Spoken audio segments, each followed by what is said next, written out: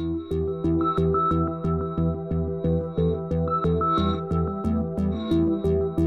everybody, my name is Dwayne Blatt. Welcome to the NSDA.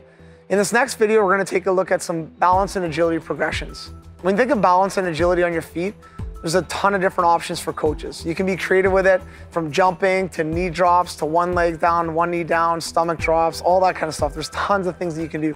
Doesn't matter what you do, the biggest thing is how you explain it to players. With some of the groups I have, I try to get them to do little jumps from forward to backwards. So coming in like this, jumping forward to backwards, right? And then adding a 360. So coming in and jumping and trying to spin all the way around as they're coming through.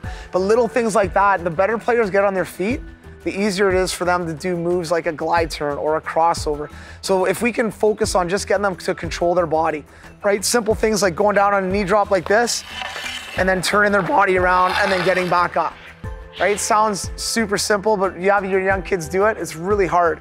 So get them to work on little things like that, doing 180s, spinning their body, using their core is gonna be huge. So when you think of balance and agility, think outside the box a little bit, bring some tools, put sticks down, even setting up an obstacle course. So if you had a bunch of kids, let's say skating around now, when you think of balance and agility, that can be anything from using your edges to jumping, to gliding, to anything. But if you had something set up, where you had a couple cones like this and players had to just glide through like this and nice and quick, maybe a stick's down right here in the middle and you have a stick there, but coming in and jumping and then coming around this side.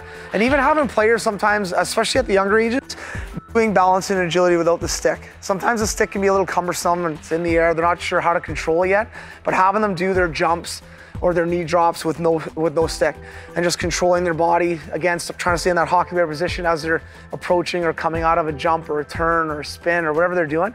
But those are all huge things just to get players more comfortable on their feet, on their edges, and with their balance points. So again, a couple quick things that players can do, but let's say you're going up and down the ice or you're going from cone to cone, but having players do simple things like even just holding one foot up. So having one foot up in the air, holding their balance, right? Having players jump at the cone. So just a jump, land, right? Having players jump on one foot. So coming in, jumping on one foot, jumping on one foot, and then continuing on. Doing a lot of this stuff obviously forward as they're young, but as they're getting better and they can start to move, try it backwards. And what you'll notice backwards is when players are skating backwards and they're jumping, their shoulders are gonna come forward and they're gonna end up falling forward. You're gonna have way more players falling, going backwards than forward. So getting them again in that hockey player position so their shoulders aren't too far over, but their shoulders are just over their knees and they can still perform that one leg jump, two leg jumps, knee drops, any kind of stuff like that. And as players get a little bit better, even with young kids, but getting them to spin around. So again, controlling their body and then spinning their feet all the way around. Now for young kids, it might be more of just spinning their feet and then spinning their feet, which again is fine, but just think of that, think outside the box and try to progress on each little skill that you have. So if you're doing forward to backwards turns, what else could you add to that? Well, backwards to forward is the next one, or spinning all the way around, right? But progressing as players are getting better is gonna be huge to push any skill. And again, the better they are with their balance and their agility, the better they're gonna be at every other skill that they're performing.